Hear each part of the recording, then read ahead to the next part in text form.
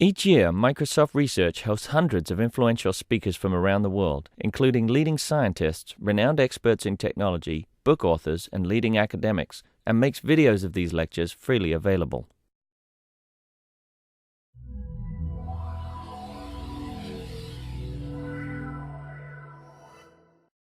Okay. Good morning, everybody. Thank you for coming, and for those watching here or later, thank you for your interest. Today we are talking about Jason's intern project, which was a lot of fun. Had some ups and downs, like he will tell you. And the general idea was to see what can we do when a FPGA and a Kinect together. Jason? All right. Thanks, Sandra.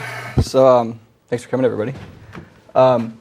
As the title suggests, we implemented the Kinect's body recognition algorithm on an FPGA. My primary research I've been doing for the last 3 years or so is in security. We've been looking at hardware design for security and hardware information flow tracking. This summer, is very, very different. I have done some past high-performance computing with FPGAs. Our group's done a face detection algorithm on an FPGA as well as on a GPU. And then recently I've been kind of working with some other graduate students on some high-level synthesis. So now you know that I'm an actual person, and I'm from somewhere. But give you a brief overview of my talk. I'm going to go through kind of the motivation of why we wanted to explore this. Go through the goals that we had or we have for my summer internship. What I thought to get out of it, and then what actually came out of it. Go through some issues with Kinect and USB and FPGAs, some problems there, and then the meat of the talk is this body part recognition algorithm. I'll talk about the algorithm overview, go through the architecture that we designed to implement that, and then go through our results, and then kind of at the end discuss some future work that this could have. So the motivation here is we're going very, very low power. Things are getting more embedded. There's this very high demand for low power hardware acceleration, especially reconfigurable hardware helps because you can redesign your if your specifications change, you can kind of redesign this hardware specific application to be accelerated low power. And then another side motivation is Kinect's been a huge success, right? Everybody's it's blown up. The SDK is really has gotten a lot of good feedback.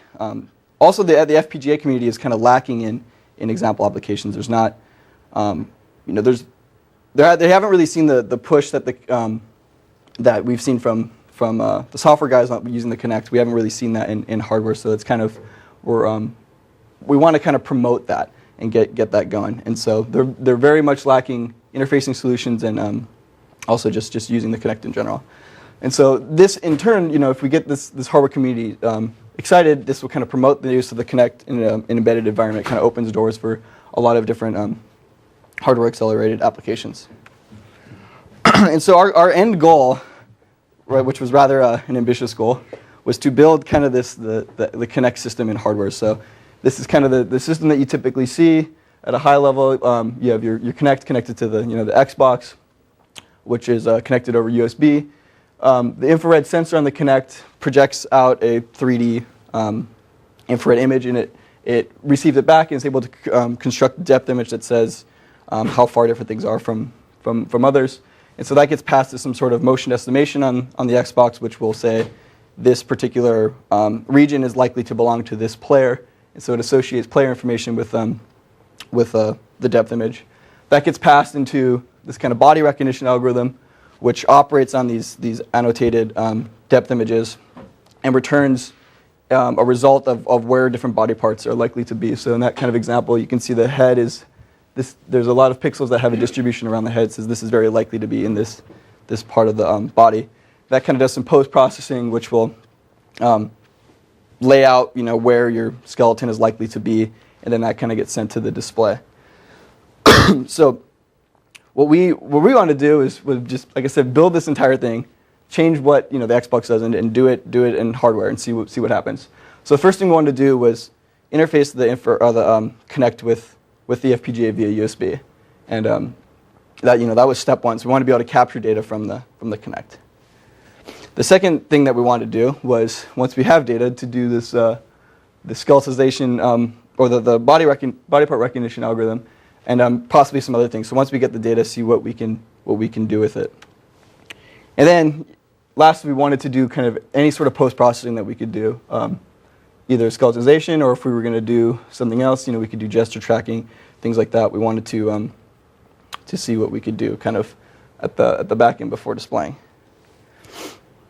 So this is a slide I had kind of at the very beginning when I was like, this is what we want to do. We wanted to, our primary goal was let's get this interfacing solution to work. Let's give the FPGA guys something to be able to get the Kinect running and stimulate some interest. Then we had this additional goal, if we have time, we'll get these algorithms going. And so I had these three main stages where basically I had to write a USB driver for a USB microcontroller that was on one of these FPGA development boards by Xilinx. Then I had to write Verilog to kind of read from that microcontroller to actually capture the data once it was buffered, and then we were going to write some image processing stuff, run the algorithm. Turns out that this was kind of a complete disaster. I'll go through why. So our primary goal completely shifted. I mean, we set out, we're going to make this interface nice for everybody, but this all just turned horribly bad. And so everything kind of switched. I mean, the first 6 weeks I spent on this, everything kind of just changed, and we went towards this additional goal, which was to build some sort of algorithm on the FPGA. And it turned out we got a hold of the body part recognition code and started working with that. So what happens with USB? I mean, if you ever, my advice to you, if you ever have to do anything with USB on one of these boards, just avoid it. So it's nasty. So we wanted to have this interface built, and our goal is to release it. Everybody would have been happy, but there's no documentation, so I wanted to make a nice step-by-step procedure so everybody could follow it. But it turns out that this chip provided on the boards, there's not enough space for anything. I mean, the code alone barely fits, so you can't do any sort of buffering. I mean, actually, I had to optimize the code and hand remove things because, at first the code itself didn't fit. So you have no room for any sort of data. It's just all instructions. The chip doesn't even do USB 2.0. It actually does 1.0 plus. So it does 1.0 with some little extra, benefits, but it won't really work for anything that has high image demands and something like the Kinect. But I did get a mouse and a keyboard to work, which was awesome. So I have that documented. So hopefully I can send that to people, and people will be happy and be like, thanks for not making me spend hours and hours trying to get a Kinect to work, because it's not really possible. But this doesn't solve our problem. So we want to know how to interface with the Kinect, right? We want to have some sort of way of doing this. And so we started thinking about other options, and this whole time I was trying to write an embedded driver for the Kinect, or try to figure out how to do that. And so we thought, why not just use what the software guys did? They have a nice driver that they've released that works really well. So our idea was to reuse that and then on the host PC, and then send everything to the board over either Ethernet or PCI Express. And so what we chose to use was this simple interface for reconfigurable computing, SIRC, which was a debugging tool developed last year by Ken and Sandro and the rest of the embedded group. And so this platform turned out to be really good to use, and it was very easy. So the high-level overview of how we kind of use SIRC. So we have the setup now is we have the Kinect connected to the host PC, which has a host-side SIRC software running on it, which can buffer input data. So this transfer uses the driver from the SDK, so we don't have to deal with that. Then data is sent over to the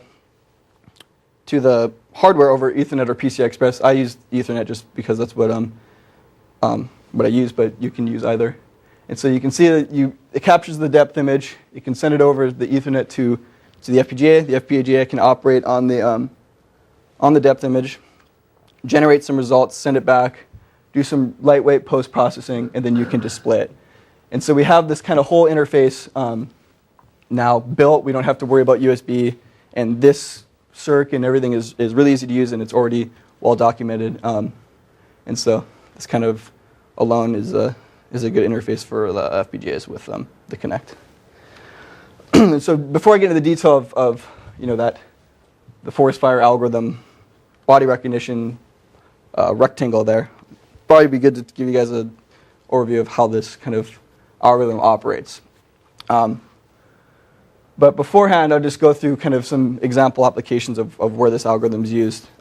We specifically are kind of using it for this human pose estimation, body part recognition, but it's been used for key point recognition for augmented reality. You can reference an object to a particular other object and say these are the points that these match at. So the algorithm's used for that. It also can be used for object segmentation. You can say this is water, this is a boat, and you can segment objects. The algorithm's been used for that. And then also for something like organ detection, where you can say this is the lung, this is the heart, and things like that. And so this algorithm that we used it for body part recognition, but it has a wide array of things that you can do. So if you were to retrain for a different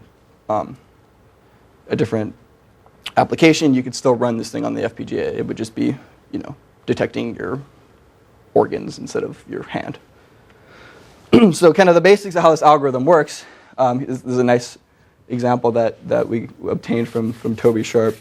You can imagine you have you're outside, you step outside, and it's the world state. It enters your decision tree and it says is it raining? If it's raining, then it's very likely to be wet outside, right? If it's not raining, then you check if the sprinklers are on. If the sprinklers are on, it's still very likely to be wet outside. And so this process is exactly how the algorithm just basically takes an object input, it makes decisions along this binary tree, and at the bottom, the leaves represent the probability that that object belongs to some class. So it just basically classifies this object with some probability. And it's gonna, just to go through pseudocode in general, you can imagine you have some V, which is just imagine some object, and then a particular node. If this node has an actual branch, if it's not a leaf, then you want to evaluate that node's kind of decision on your input object. So in the last example, it was is it raining outside? Is the sprinkler on? And you compare that against some threshold for that node, and then if it's greater, then you go to the right child. If it's not, then you go to the left child. And then once you hit the leaf nodes, you just return that probability. And so this is the way it works at a high level.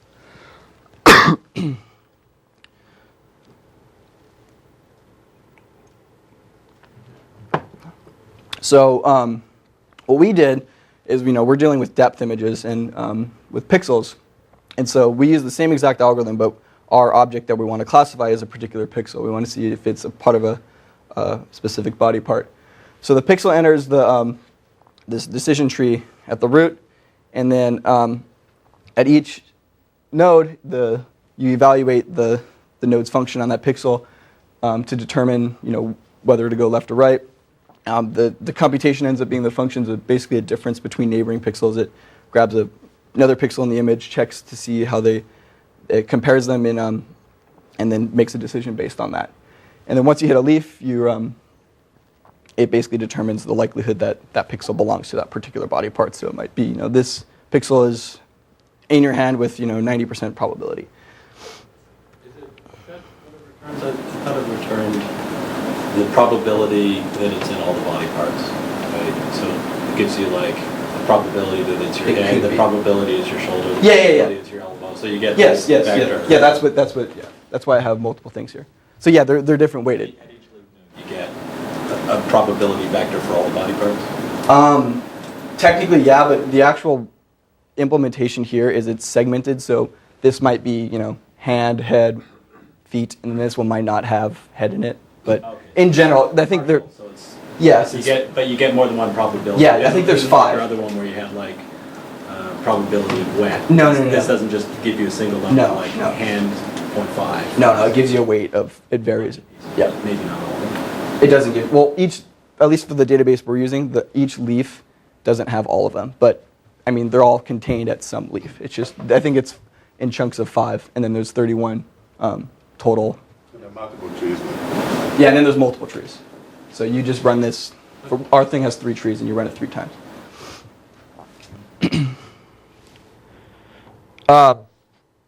Yeah, so this is the whole process. So we want to basically, we want to build that in hardware. That's the whole algorithm. And so how do we do that?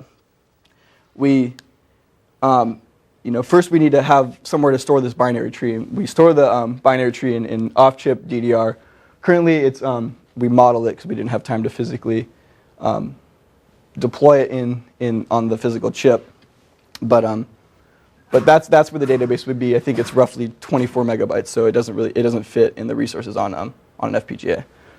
And so the main components that we have in our architecture here is we're using the host machine with kind of the diagram I had before. We're using the driver to the Kinect USB driver on the host side to fetch frames and then send them over Ethernet to the hardware. And so we have a FIFO load kind of section which initializes this FIFO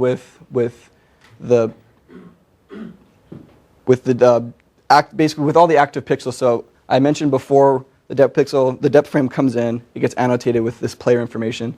That only those pixels that have a valid player in them you're interested in, and so those are the ones that actually this FIFO load logic checks and then only loads those into our sorting FIFO.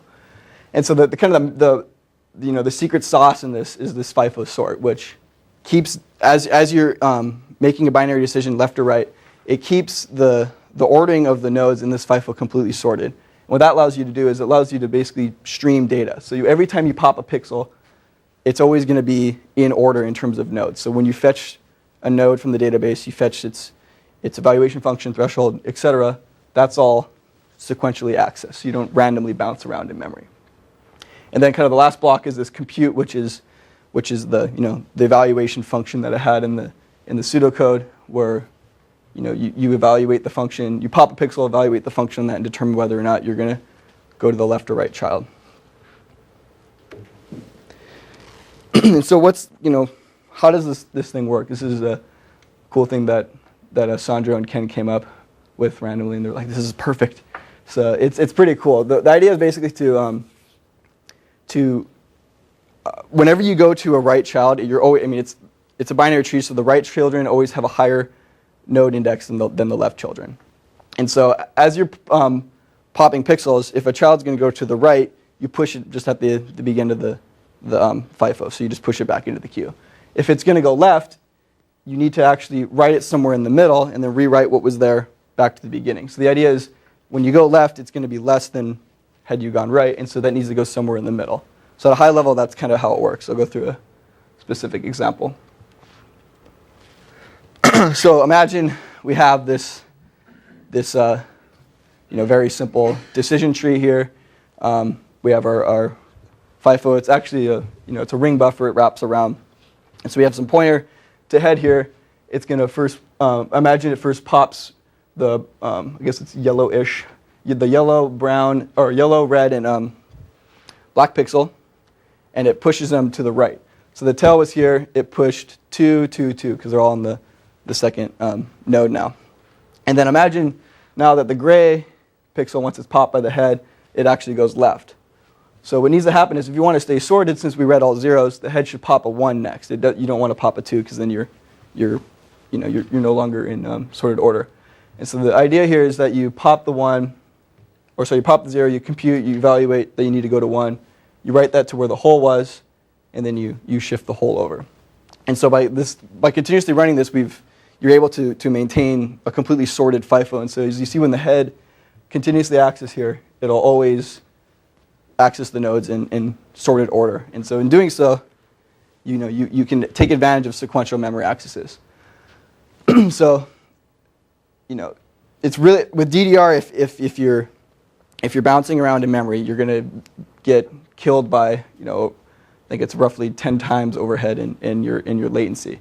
But if you can stream it, you get really, really, really high bandwidth. So by keeping the FIFO sorted, you're able to access your nodes in the database in a stream-like fashion. And this also actually allows for a really, really effective prefetching, which we haven't added. So these dotted lines I should have mentioned earlier are not built yet. So we don't have a cache or a prefetch logic yet. But that's kind of one of the other optimizations we can have.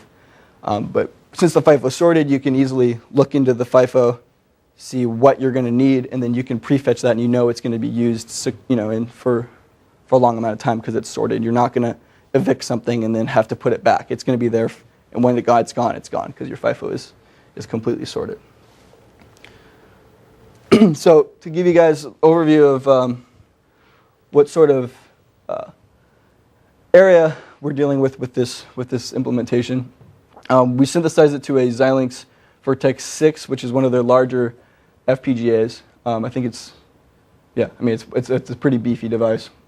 But if you look, the logic's not completely overbearing.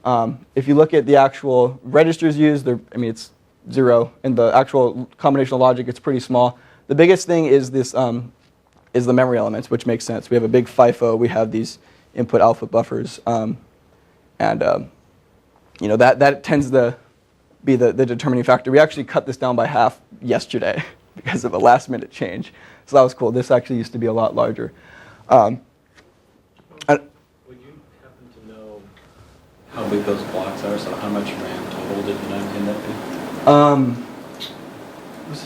What is the size of a block? It's 18 kilobits. 18 kilobits. Well, that's a hat. You guys know better than that. What's There's 36 if you take the whole thing. It's 172 times 18 kilobits? Yeah. Mostly it's basically the input-output buffer. The input buffer is the image, so it's 1912 times 2. Right. Yeah. And the output, right, which is not necessarily required, it's for debugging and showing things, right, is 250K, I think, which is 31 times 1912 times 31. Right. We cut it down by 10. So I have it right here. The biggest things is the input and output buffers, which is the input image frame. So this, I should mention, this we have a downsampled version in software. We haven't done it in hardware. So this will get cut down by a factor of 4. This input buffer. Not have the output buffer at all. Because we do processing and send the skeleton, which is 72 coordinates. Right. Yes. If you were able to do the post-processing on FPGA, you would send nothing. Just 72 coordinates. Or alternatively, if you're going to try and push this skeletonization into the Kinect by putting the FPGA there, then you would only you could stream the output, so you wouldn't need the buffer. The output. Yeah. Because if you figure 172 minus the 64 from the input buffer and 77 from the output buffer, those then 172 becomes much smaller. Right? So, even with this particular implementation, it's a V6, but this fits on smaller devices. I think this will fit on a Vertex 5 as well, which is the step down from that. Yeah. From here, where would the storing the decision tree itself? Where would that go? It's in off-chip DDR, so it's actually in here. So this is everything here. This is the results I'm displaying.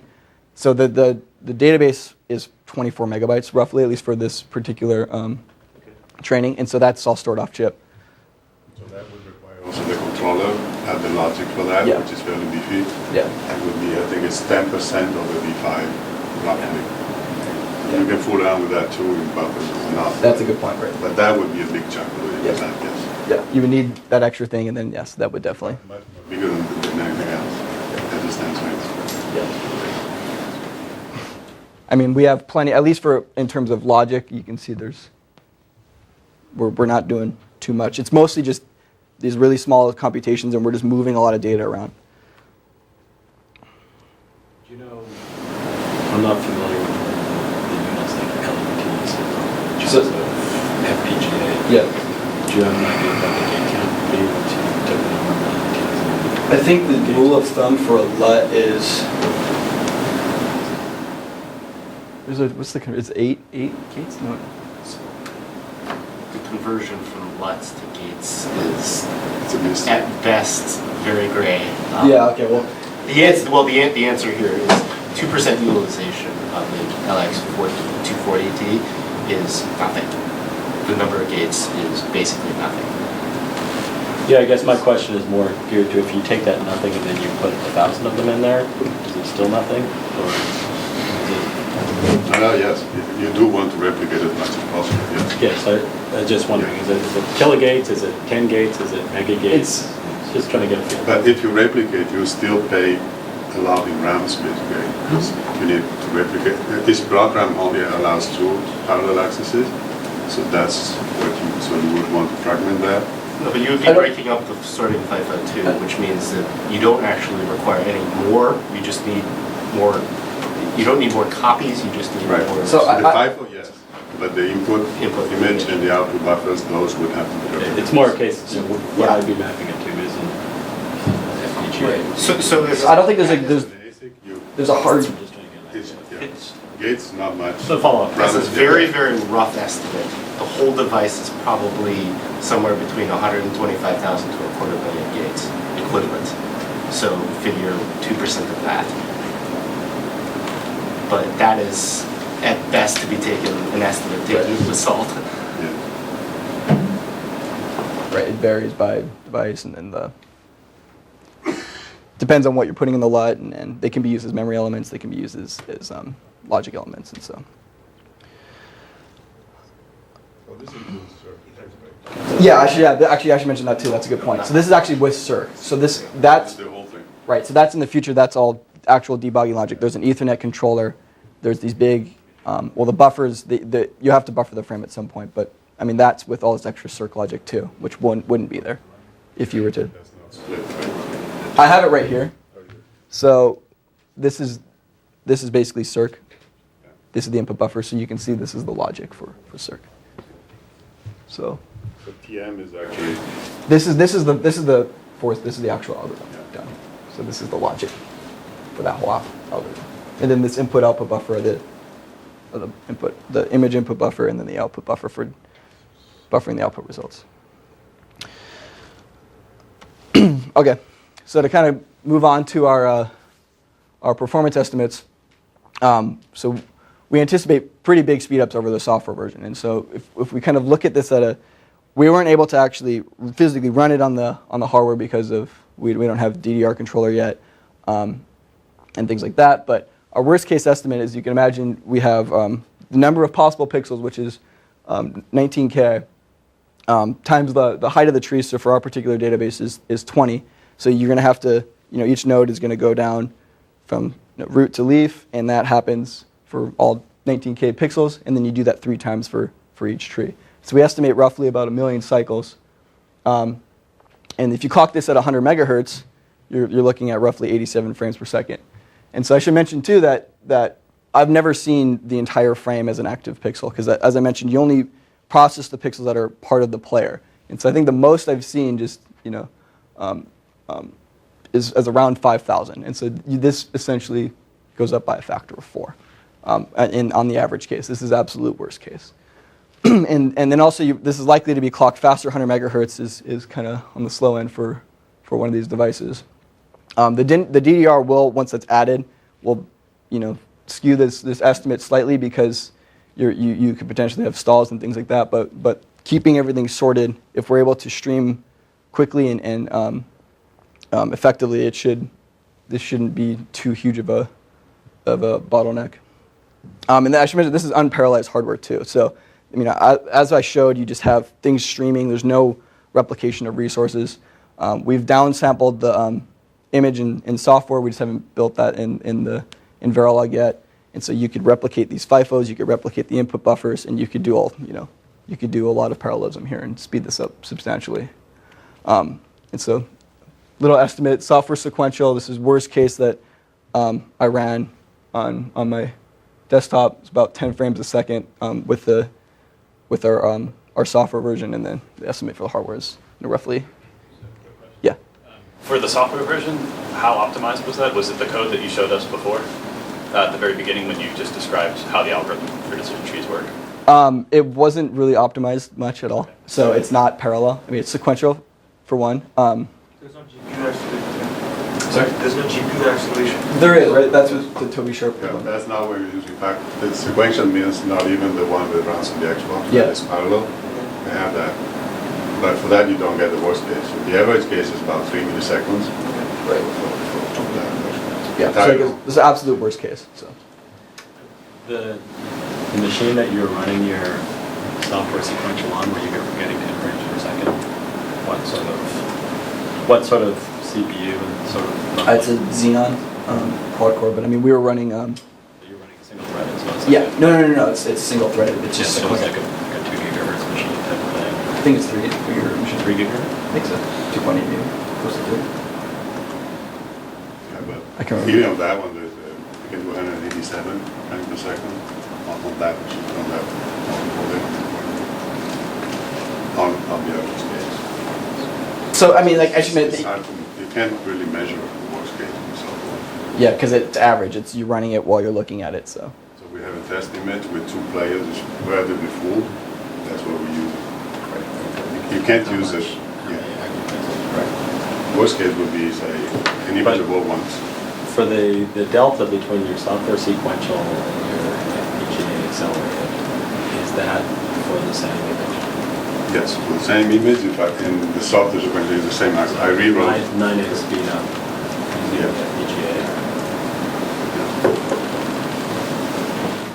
and like I said, that's for at least on the FPGA side, that's the absolute for the workload. That's Is the best case scale linearly better, or I mean, would you expect best case to be 9x better? That's the formula. So yeah.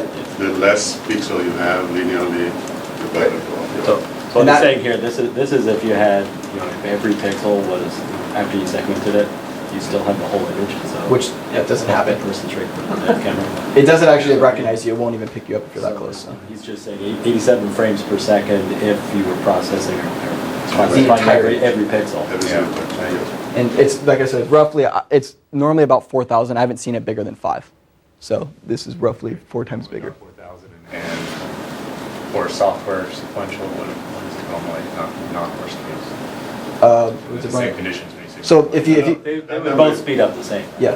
That's part of the image. That Exactly. defines the image. It just That's depends linear. how much wood's going in the wood chipper. Exactly. Yeah. In our software, like CPU and GPU implementations, we found that it's pretty much like the majority of the time is spent on the cache misses on the tree itself. And here you say like DDR will hinder the estimate. How much is that mitigated by this?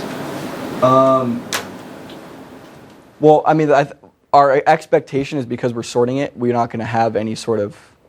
So once you get towards the bottom, closer to the leaves, things are more scattered, and so you will, have to do kind of more random accesses. But we expect that since everything's nice and sorted, we should be able to stream it pretty well. And then we're going to have prefetching. So we basically have, since it's sorted, we can prefetch and have things cached from DDR ahead of time. So it's hard. First test, up until level 13, you can, without interface, you can just cache everything. Beyond that, you want to look ahead and see which block am I going to hit. And then you can figure out how much am I going to get, because the DDR will get you 2 nodes per clock. So how many nodes you want to fetch, and how many clock rounds. The good news is that each one of them can be very small. So once you keep down the RAM utilization somewhere else, you have big RAM left for prefetching DDR. You can look ahead as far as you're wishing that it will. Sorry, I think I missed the sorting part. So is it basically like for each pixel, if you go down to a certain node, and then if it's supposed to go down a new cache, does it go for a different pixel? And if it's all looking at the Are you same talking about the FIFO or the cache? Yeah, so it actually, the idea is that it keeps that whole pointer always points to the front of the current biggest element. And so if you go left, it's going to be smaller than that element. And so you put it at that location and you rewrite that to tail. And then you increment kind of your middle pointer. And then you keep operating like that, and it maintains the sorting of it. I don't know. Is that not good? I mean, it may or may not be obvious, but it works. It's So think of a tree, one level of the tree, right? And you have the indexes in the leaves. Yeah. And they are stored consecutively in DDR, right? Yeah. If we can sort the indexes that we're going to access to, then we're going to be sequential in external memory Exactly. also. How can you sort that when like every pixel like going down Because the it's tree? a binary tree. Yeah, that's the There's key, it's only a a binary tree. 2-level decision. It's not the general sorting, it's just a 2-level decision. So what he showed at the beginning, that the argument they're using. But like just So if you go Does that imply that you have to get the whole frame in before you can start? Because you don't know whether you're going to be inserting something else that's kind of You do have that you would have to consume. Yes and no. Meaning you can't start processing until you have some data, some pixel, valid pixel data. So you're going to be discarding everything until you get a good pixel. But if you start before you're finished, then there's the danger that a new incoming pixel will be one that if it had been sorted fully, it would have accessed already. So we were talking about the database here, not the image. Right. Yeah, you're talking about the image. Yes. On the image is true. We need but it depends on the database too, because the database that says, when you process this, go look that farther away. So if you know your database how farther away you're ever going to go, you can tell in advance, I can start processing once I have half an image, for example. So you could, but we didn't look into that. But yes, conceivably you could reduce some of that. But that speed and this memory utilization. So right now you pull the whole frame and, Yeah. and then you process. Okay. 1912 That makes sense. is not a big deal.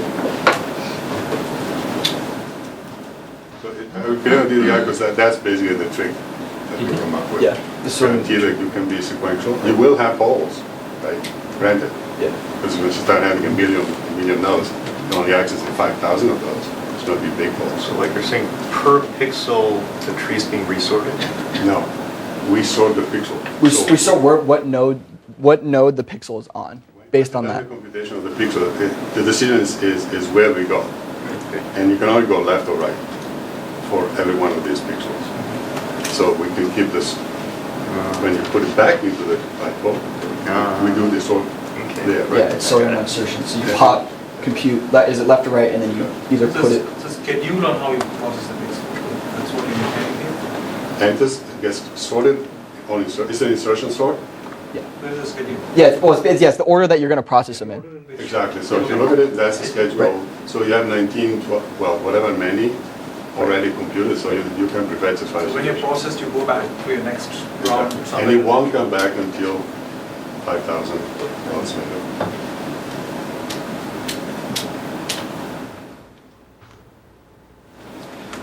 So last couple of slides here. So as I mentioned kind of briefly, some future things that we can do with this is there's no caching, there's no prefetching. If we add this, we should be able to kind of, there's a concern about DDR. Even though we have it sorted in, we should be able to stream from DDR. This prefetching will hopefully hide any sort of potential problems we could have from the delay with any random accesses that happen once you get lower in the tree. And then also a downsample database. So like I said, we have this working in our kind of software version, which is a model of what we plan to build. And so by downsampling the database and downsampling the input image, we can have a smaller input buffer, and so we can essentially replicate it because we'll have more space, and then we can also replicate the FIFOs, and so we can extremely enhance the parallelism here, and even more speedups than we already have or than we already expect. And so kind of to conclude, they started off with just USB. It was, plug this thing in and let's figure it out, see if we can get it to work. And I was really discouraged for 5-6 weeks, but it turned out to work out pretty well. I learned a lot. There was a lot of hacking, a lot of things breaking, and a lot of studying at waveforms. And then I want to thank Alessandro, Ken. I don't see Neil. Is Neil here? Neil and Toby Sharp provided us with a lot of the software code that we were able to adapt, which probably wouldn't have happened if we didn't have that. So I think I can do the demo really quick. Hopefully it'll work. So It's not running on the FPGA or? no, well, it's all Verilog, so Yeah. it's synthesized. I mean, the results are there. It's and it's fully, yeah. It is using SIRC, so there are two parts. Right. Software thing will send packets. So right. So that model, the model that we have, that picture where it actually sends to the FPGA, is still happening here. We have we're simulating SIRC, so we have the driver grab the frame, it sends it over SIRC to our simulated hardware, which will process it and send it back through SIRC and then display. So it's all happening on machine, but all the components are there. Ethernet packet interface. Okay. So we are really sending packets. Let me just make sure that I don't mess something up here.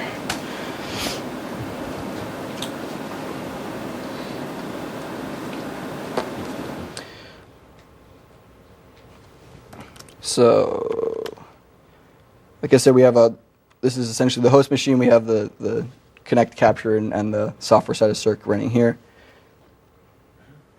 We can run this, get rid of this. Each of these, it's kind of congested because of the resolution, but let's see if I can get this thing to do something. So it got me walking over here. It's hard to see. Let me see if I can move the...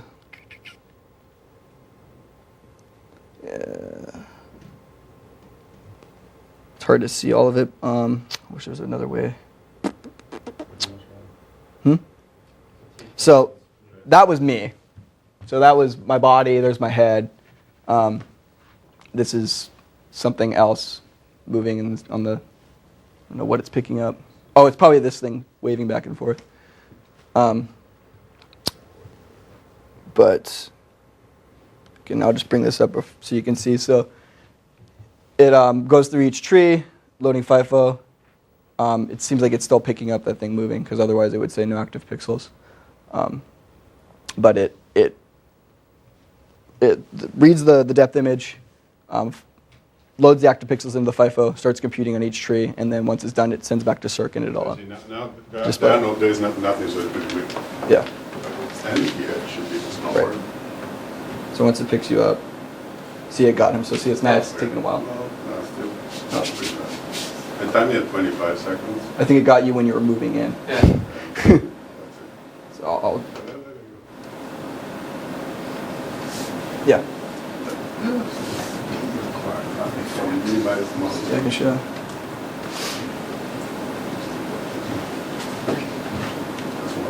Those are the different body parts. And so, yeah, like I said, this is every component that I had in that diagram, except for it's all simulated, so we don't have a physical DDR, but all the other logic, the FIFO, all of SIRC, everything else in there is all written and working. So, and I think that's it. Yeah. Sorry, yeah, there's 31 body parts. It keeps picking up on something moving over here. It's weird, but it basically says how likely, or it gives you the distribution of where each pixel is likely to be. So this top one, I think, is your head, and so you can see it all. It does like head, torso, arm, neck, and it'll kind of give you those distributions and show you where. So for each of the 31 parts, where is it most likely? Exactly. Exactly. Yeah. So I think you can see.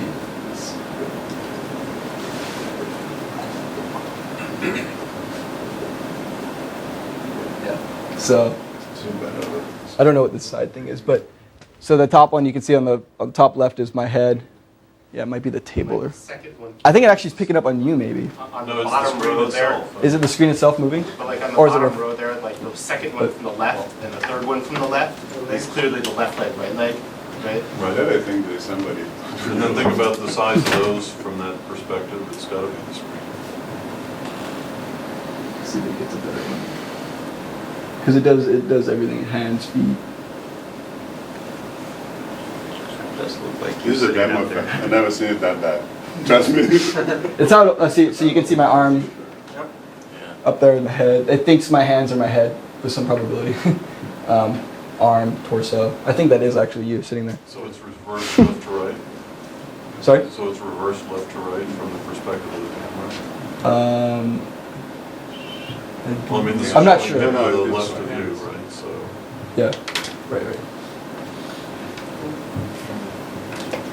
So given that it seems like you can process almost 90 frames per second and maybe, essentially 4 times that, like 360 frames per second or something like that. Yeah, 4 times should be. Yeah. So, It's definitely- the frame rate what do you need to good tracking from a temporal standpoint? 30. 30 is good, like, statistically video. Yeah. Software version does about 30. 30. On average, yeah. So I guess So, but you can do 360s. I guess my question is there a way to sort of like, I mean, you sort of overkill, right? Well, the thing is, but if you do 30, right? but So if what you- can you do to sort of you like can- make the hardware smaller or whatever, right? Useless. The big deal is that Yeah. you can do that, and you can do other stuff too. Yeah. So you have more time to do other things, fancier things. Well, and beyond that, you could also reduce the clock rate considerably. Right. Which is going to Drive down the power. higher. Yeah. So it's running 100 megahertz now. Well, that's just what we estimated running at. We haven't. Yeah. But it also helps a lot. At anything like 90 frames per second, it seems you can start each frame from the previous frame because people can't move that fast. Right, you could probably do that. I think that's a little. I mean, I don't know enough about image processing and vision to do that, but yeah, I mean, I think that would definitely be a possibility. How fast you can move. Right, no, you can't move quick enough to get away from it. So if you could somehow reuse a part of it. Definitely going higher frames per second if we can reduces the perceived latency quite significantly, so that could definitely be one that is we can support it. Yeah. It's like currently I think end-to-end you get pretty much 100 millisecond latency for the camera itself and then processing. How long is it? Like pretty close to 100 milliseconds if you're doing all like the All the steps, camera yeah. tracking and Got then it. the actual application. Yeah. If it's big chunk, it's USB though, Yeah. and that wouldn't change. Yeah. you may also Right. find that people will throw in more trees. It's okay if we've got more capability, then Yeah. we might actually Get better. Yeah, you can refine it better. come up with additional trees from time to time. Right. Like, oh, listen to this new 50 trees out Yeah, there. yeah. That's really awesome. Oh yeah, that wouldn't work too well. So how many VRAMs do you think you require for this? I mean, that was pretty much it. I mean, for at least this particular one, because everything's there right now. The only thing we don't have is the prefetching. VRAM specifically, what count of VRAMs do you think you need? Block RAMs? Yeah. Yeah, I had a slide about it. Yeah, I just don't remember the number. Oh, sorry, it's 172. And you don't see that shrinking? No, if we downsample the input image, that'll go down a lot. Okay. The reason I ask is that if you switch to a Spartan 6, you'll get the DDR inputs for free. But you'll need a largish one of the Spartan 6 family to get as many VRAMs as you have today. Although if you're able to stream the input image and you're able to stream the output rather than storing it here, so basically we capture one entire frame and capture one entire output before something. If you're able to stream that instead, then the core sorting platform is only what it was like 33. It's like 30 block RAMs, yeah. So that's basically that's nothing. Yeah, so I mean, we're buffering everything at the beginning and at the end. And the input is 64, which gets divided by 4, and that's it, because the output you wouldn't have. So the big chunk that has was the output. No, there's a bunch of there's a tendency to go for vertex, going, well, I don't care how big and expensive this is because it's just a project. No. But you actually pay in terms of compile time and things like that. So No, but you're right that inasmuch as for the core algorithm you could use a very small FPGA because you're certainly not logic bound. And No. if you eliminate the fact that you have to store the entire input image and output results, then sort of hardware requirements go to zero. You still need the DDR. Yes. Sounds like you had a I lot understand, but it's free with Spartan 6. That's what I'm getting at. It's hard. Available logic left on the FPGA. Yeah. You could have implemented your own USB. Yeah, come on on. the FPGA. I mean, I was provided a chip with a data sheet, and it was still. I mean, that sounds hard. I mean, it was. You could probably buy it. Well, Xilinx sells them.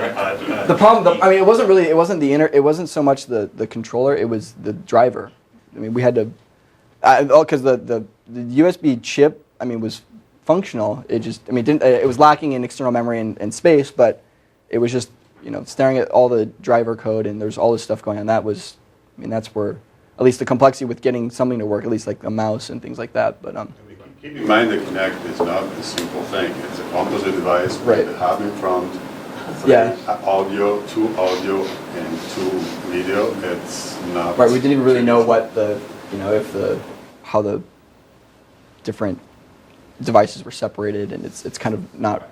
So it wasn't so much the physical USB connection. No, no.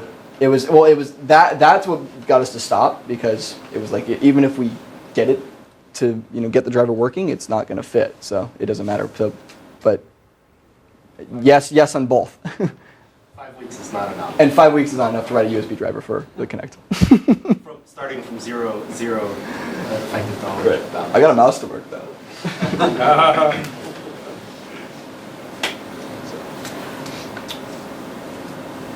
But I guess that. Yeah. Other questions? One question I Yeah. did have was, how long did it take? I hinted at 5 weeks. I wrote all the, so Sandro helped me out a lot. He wrote, he took Toby Sharp's C code and readapted into kind of how we should model the hardware. And then I wrote all the Verilog in 6 weeks. I was writing stuff yesterday to get it done. So we changed the output buffer to make it, the block RAM size used to be about twice as big until yesterday at 4 p.m. That was really, during that time, did that include coming up with the idea for the sort FIFO, or did that include something else? Well, no, not the 6 weeks, the whole 12 weeks. Sandra was working on the sorting FIFO and the C code while I was doing USB stuff, and then he was like, hey, I got this thing working now in C, and then he's like, build it in Verilog, and I was like, okay. So I took it, and then that's what we have here. So how long did it take you roughly from looking at the C code, going, oh yuck, the locality of this data stuff is nasty, to, oh, this sort FIFO structure would work really well? Is that? We went through many iterations. Yeah. Started off with Toby's code. It was fully parallel. It takes everything. So once in parallel, let it go. That's fine. But of course, it wouldn't have worked on external FPGA. So that's where we started to think of how can you do that. And then don't remember. Can you remember? It was probably 2 weeks that it took us. It didn't take that long. Staring at the code of actually coming up with it. right, because I remember once you finally got the code to when you gave it to me, it wasn't that long. 2 weeks, 3 weeks at most, and then I took it and spent the last 6 weeks writing the Verilog. I mean, when we were actually looking at the algorithm, it became patently clear that there were certain kind of odd bumps and stuff that we had to figure out. So, but yeah. But the report, however, that was actually the thing that was most useful, because we started talking about how exactly the tree is stored and how. So that's what gave me an intuition that, since you're going level by level, parallel, well, maybe that's the way we can deal with it via DDR memory problem. That's where it happens.